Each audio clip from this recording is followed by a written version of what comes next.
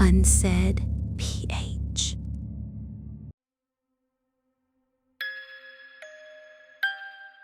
Noong una, akala ko simpleng lamat lang. Yung tipong nangyayari sa mga lumang salamin sa bahay, yung bigla na lang magkakaroon ng manipis na guhit, parang buhok na napahaba, kahit hindi mo naman nabagsak. Hindi mo pinapansin kasi sino bang may panahon para makipagtalo sa mga bagay na tahimik lang. Pero gabi-gabi, habang tumatagal, parang mas humahaba yung lamat at mas masama, parang may sinusundan siyang direksyon. Parang may hinahanap. Sa bahay namin, iisa lang ang malaking salamin, nasa may dulo ng pasilyo, katapat ng pintuan ng banyo. Yung salamin na hanggang dibdib ang taas, naka-frame na kahoy. Medyo kupas na yung varnish. Lumang-luma na yon, galing pa raw sa lumang bahay ni Mama sa Bulacan. Lumipat-lipat na yun ng apartment, tapos dito na nagtagal. Hindi siya fancy, pero kapag dumadaan ka sa pasilyo, mapapatingin ka. Automatic. Parang may humihila. At ako yung tipong laging napapatingin. Hindi dahil vain ako, hindi dahil gusto kong ayusin yung buhok ko, kundi dahil, may pakiramdam akong may kulang sa akin kapag hindi ko sinilip kung nandun pa ba ako. Alam mo yun, yung simpleng glance lang, tapos okay na. Buhay pa, buo pa. Hanggang isang gabi. Gabi na, mga bandang 11:00, galing ako sa shift. Pagod. Yung katawan ko parang gusto nang humiga kahit sa sahig. Tahimik yung apartment. Rinig ko lang yung electric fan sa kwarto ni Mama at yung mahinang tunog ng TV sa kabilang unit. Yung kapitbahay naming laging nanonood ng balita kahit madaling araw. Pagpasok ko, amoy sabon at mainit na kanin. Nagtira si Mama ng pagkain sa rice cooker. Yung init parang yakap na ewan. Pero kahit ganon, parang mabigat yung hangin sa pasilyo. Parang may nakasabit na dampi ng lamig. Dumaan ako sa salamin. Napatingin ako, syempre. Ako yung nasa reflection. Puyat, oil sa noo, buhok na nakataling ng sabog. Normal. Pero sa may bandang balikat ko, parang may anino. Hindi malinaw, hindi tao, parang mas madilim lang na parte ng salamin. Parang dumi. Huminto ako. Lumapit. Tiningnan ko kung may smudge lang ba. Pinunasan ko gamit kamay ko. Malamig yung glass, parang may sariling pulso. Pagpunas ko, nawala yung anino. Pagod lang, bulong ko. Pero then, napansin ko yung lamat. Nandun na siya, sa may upper right. Manipis, parang gasgas ng kuko. Hindi ko maalalang nakita ko siya dati. Kinabukasan, tinanong ko si Mama. Ma, may lamat yung salamin sa pasilyo. Alam mo ba yon? Nasa kusina siya, nagkakape. Yung kutsara niya tumatama sa baso. Ting-ting-ting, parang metronome. Matagal na yan, sabi niya, hindi tumitingin. Ha? Kailan pa? Ewan, matagal na. Huwag mo nang pansinin. Pero parang bago lang. Parang humaba. Doon siya tumigil maghalo. Tumingin siya sa akin, pero hindi diretsyo. Parang tinitingnan niya yung mukha ko sa gilid lang. Basta, huwag mo nang tingnan lagi yung salamin. Sabi niya, mahina, parang pasaway na utos. Nagulat ako. Bakit? Wala, nakakahilo. Pero alam ko, hindi lang hilo yun. Sa pamilya namin, may mga huwag na hindi sinasabi kung bakit. Yung tipong sinasalo mo na lang kasi kapag tinanong mo, may bubuksan kang pinto na ayaw nilang buksan. Sinubukan kong sundin. Dumaan ako sa pasilyo na nakatingin sa pader. Dumaan ako na kunwaring wala akong salamin. Pero ang hirap. Kasi yung salamin, kahit hindi mo tingnan, alam mong nandun siya. Parang mata sa dulo ng hallway. Parang may nakaabang. At sa mga susunod na gabi, napapansin ko na may tunog sa pasilyo. Hindi malakas, hindi yung tipong may multo. Mas subtle. Yung tunog ng kuko o daliri na dumidulas sa salamin. Sss, sss. Tapos titigil. Kapag lalabas ako ng kwarto para tingnan, wala naman. Tahimik. Yung lamat nandun. Parang mas lumalim. Minsan, habang nagsisipilyo ako, kita ko yung salamin sa reflection ng banyo. Nasa likod ko yung pasilyo. Nandun yung malaking salamin. Ang weird pakinggan pero ganito. May salamin sa banyo, tapos sa likod ko, may salamin sa pasilyo. Dalawang refleksyon, dalawang mundo. At sa pagitan nila, parang may koridor na walang hanggan. Nung una, natatawanan ako. Infinite mirror, sabi ko minsan sa sarili ko. Naalala ko yung mga haunted games sa internet, yung mga don't do this at 3 a.m. na pinapanood ng pinsan ko. Pero isang gabi, habang nagsisipilyo ako, napansin ko, hindi tugma yung galaw ko. Sa refleksyon ng banyo, normal. Pero sa refleksyon ng salamin sa pasilyo, yung ako doon, parang isang beat late, parang delayed video, parang may lag. Huminto ako magsipilyo. Huminto din siya. Pero yung mata niya, hindi tumingin sa akin. Tumitig siya sa gilid, sa may pinto ng kwarto ni Mama. Napalunok ako. Dahan-dahan kong nilingon yung pinto ni Mama. Sarado, tahimik. Pagbalik ko sa refleksyon ng banyo, yung ako sa pasilyo, nakatingin na ulit sa akin.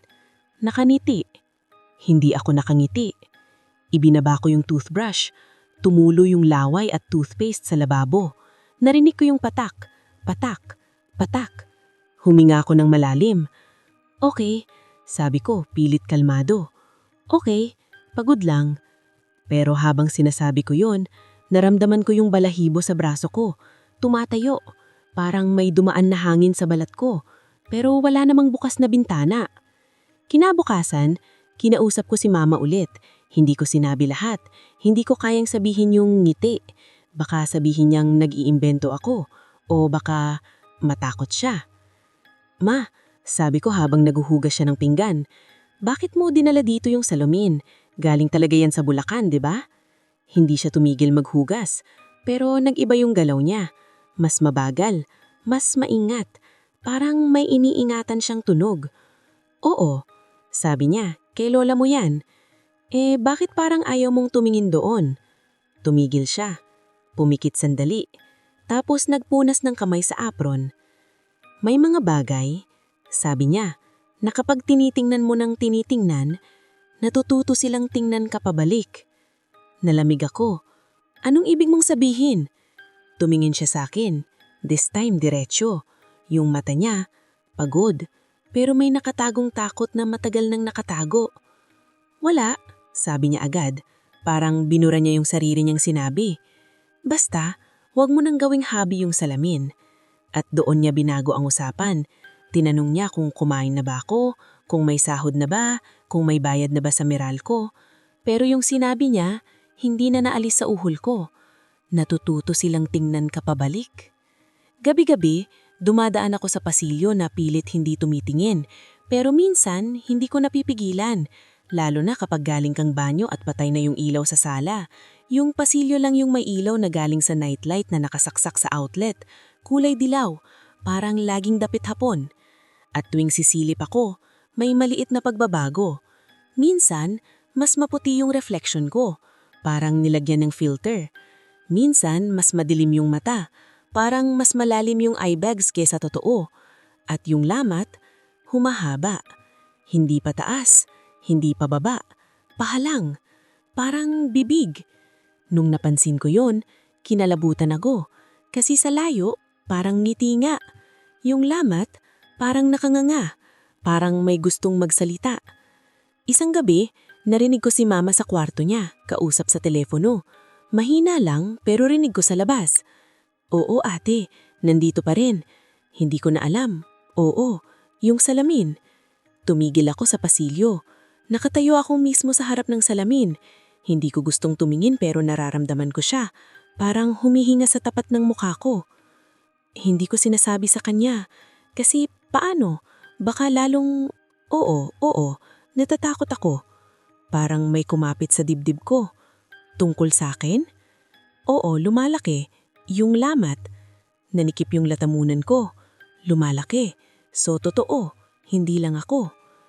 Hindi ko na alam kung saan ko ilalagay. Sinubukan ko dati. Bumalik.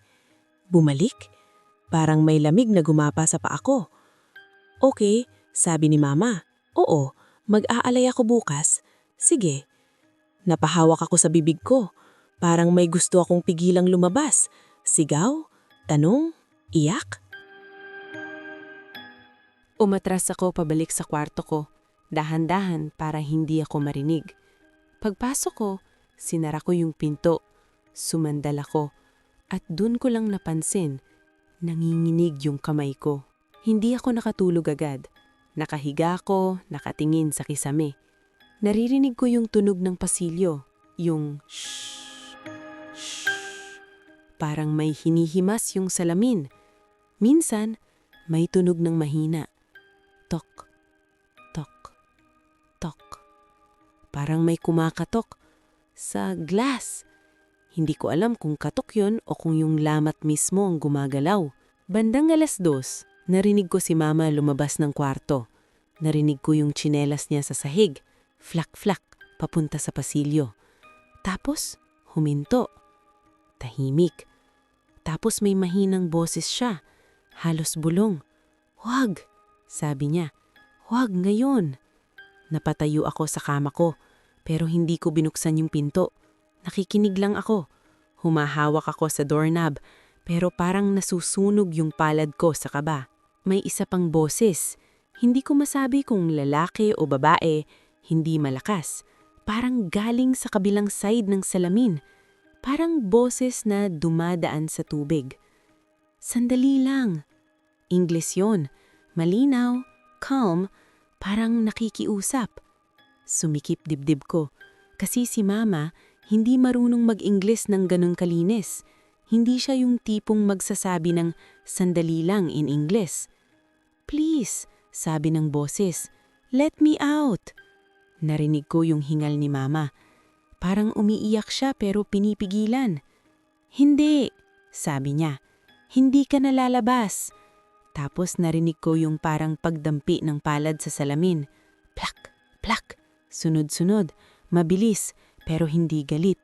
Parang may nagmamadali, parang may natataranta.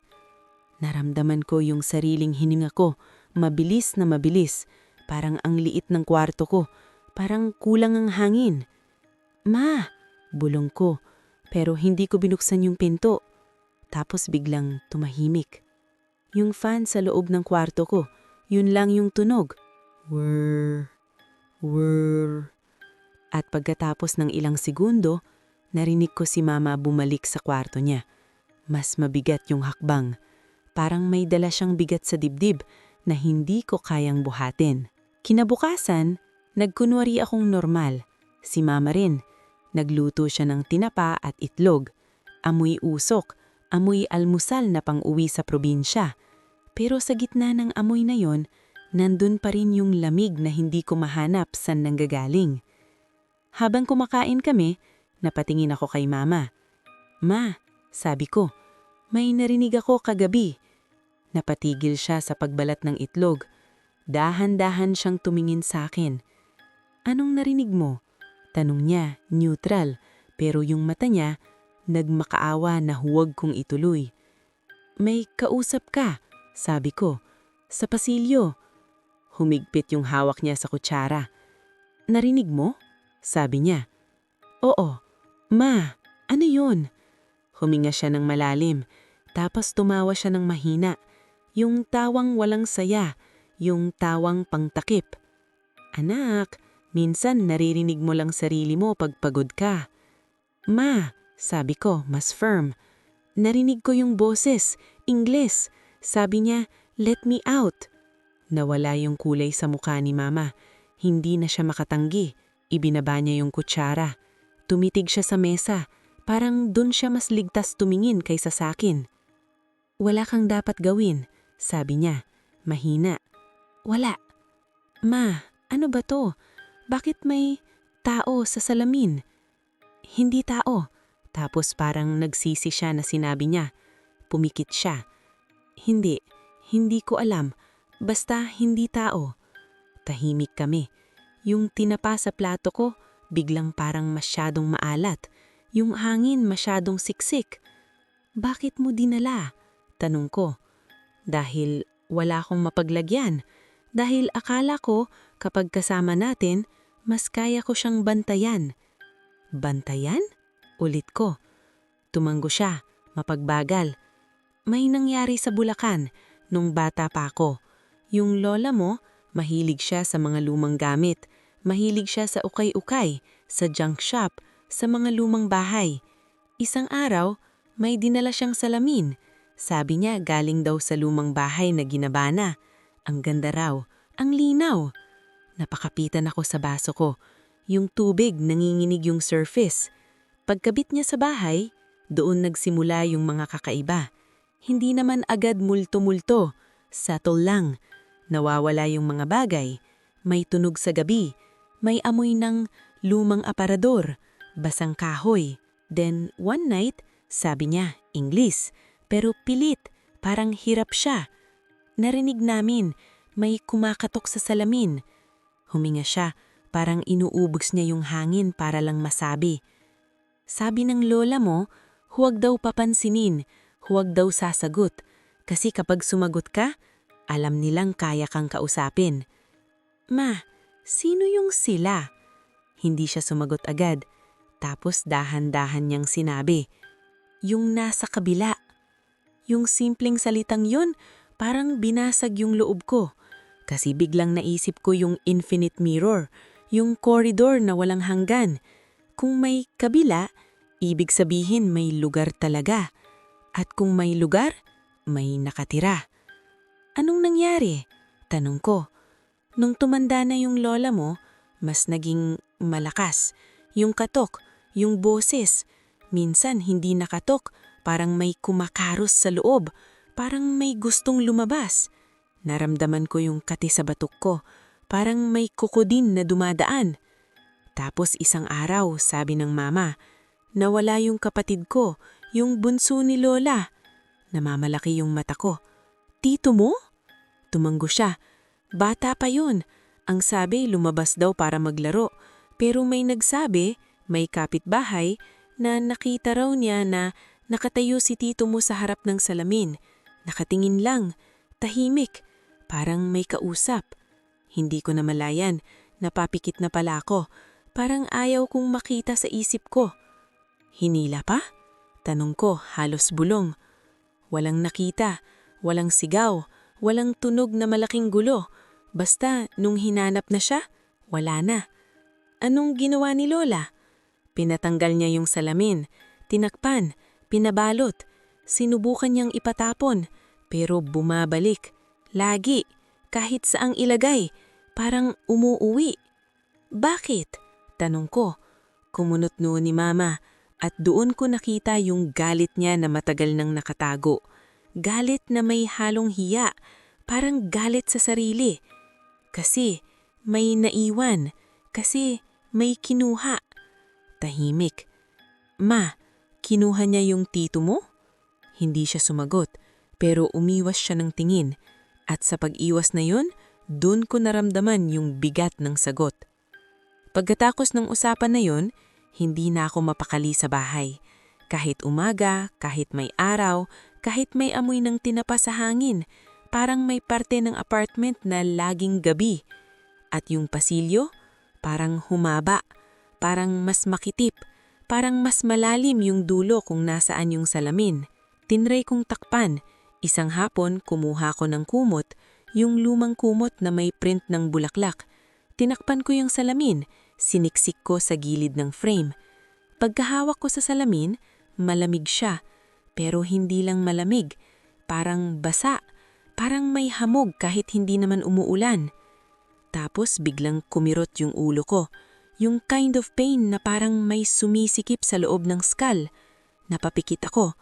At sa loob ng ilang segundo, narinig kong boses sobrang lapit. Parang nasa loob ng tenga ko. Don't. English. Mahina. Pero firm. Parang hindi takot. Parang nagmamay-ari. Nabitawan ko. Nahulog yung kumot. Umangat yung balahibo sa braso ko. Napatayo akong ng diretso. Humihingal. Pagtingin ko sa salamin, nandun ako, nakatayo, hawak pa rin yung kumot. Pero hindi ko hawak yung kumot. Sa reflection, nakalapat yung kamay ko sa salamin, parang pinipigilan ko siya. Parang ako yung kumakapit sa glass, hindi yung kumot. Inangat ko yung kamay ko sa totoong mundo, pero sa reflection, isang segundo siyang naiwan, Nakadikit pa rin yung palad niya sa salamin. Tapos dahan-dahan siyang hiniwalay, parang may hinihila sa kanya pabalik. Yung lamat, gumihit ng bahagya, parang gumalaw, parang nagngiti. Umatras ako, halos matumba. Hindi ko na kaya, bulong ko. Sa gabing yun, hindi ako nakatulog. Umupo ako sa kama, nakasandal sa pader, hawak yung phone ko, naka-on yung flashlight kahit nakakasilaw. Parang bata na takot sa dilim. Bandang 3:00, narinig ko yung katok. Tok, tok.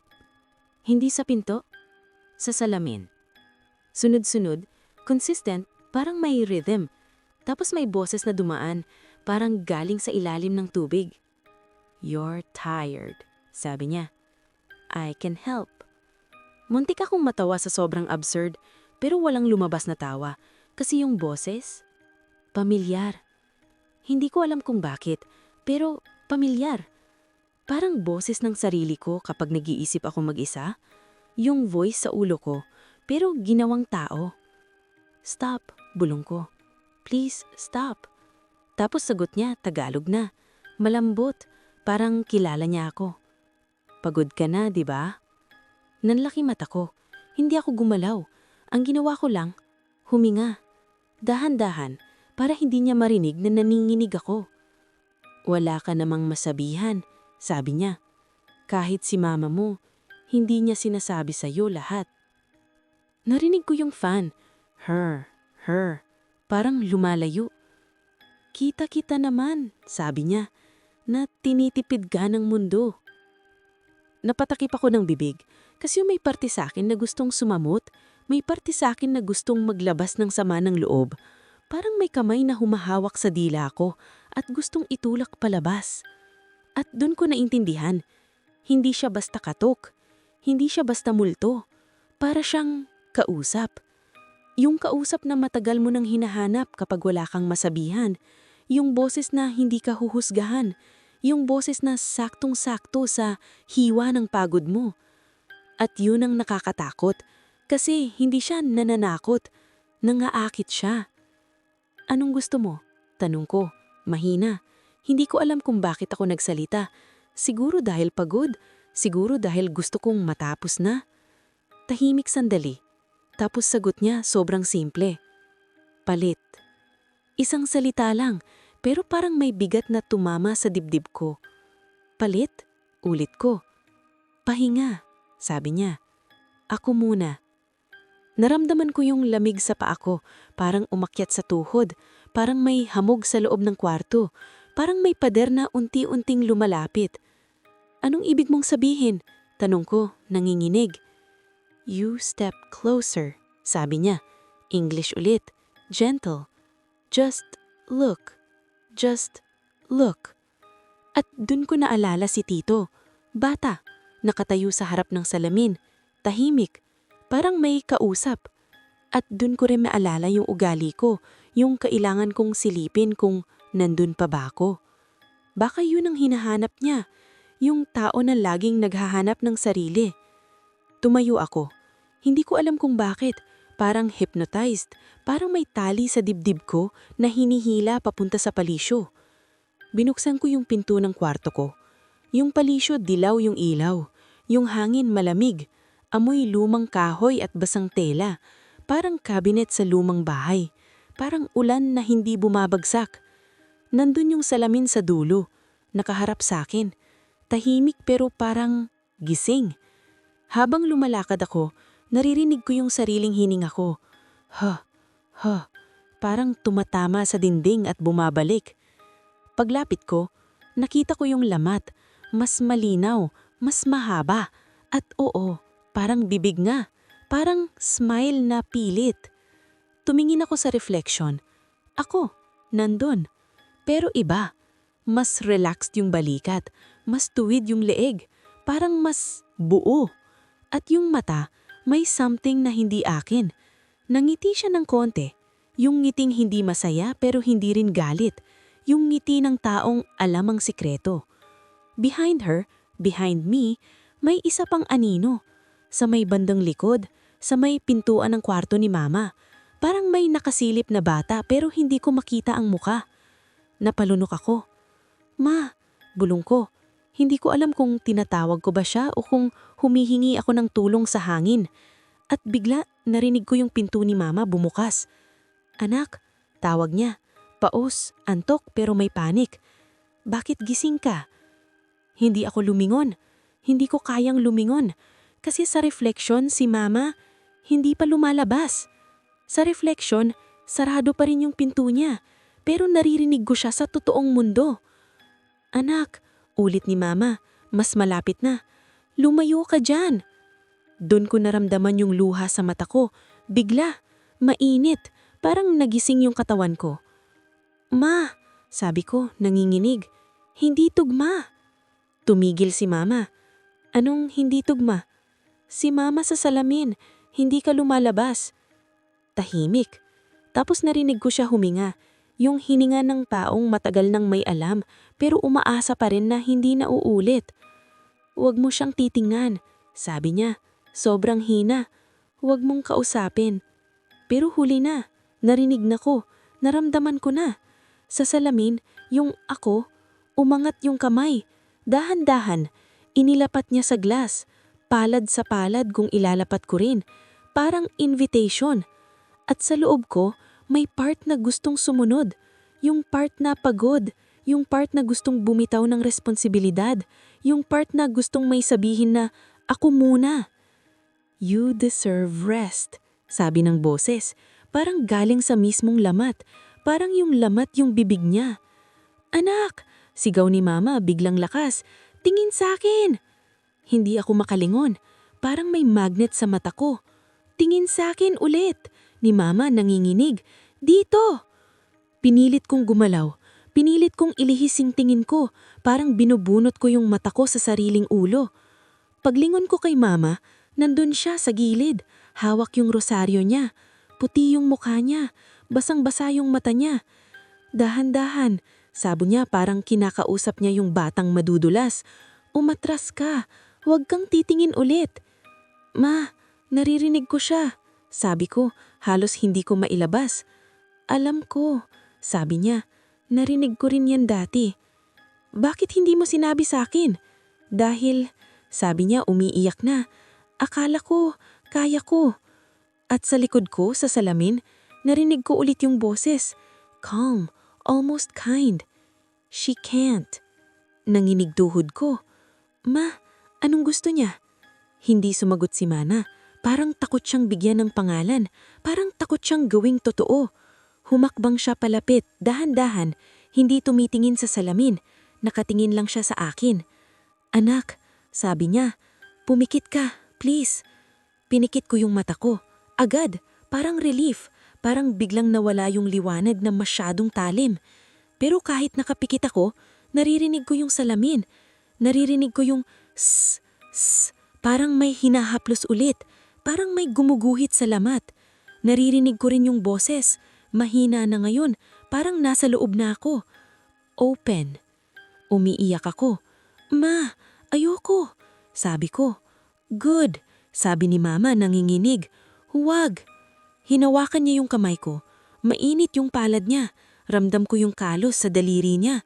Yung tanda ng trabaho, ng paghihirap. Yung totoong mundo. Yung totoong tao. Umatras tayo, sabi niya. Umatras kami. Isang hakbang, dalawa. Tapos narinig ko yung salamin parang huminga.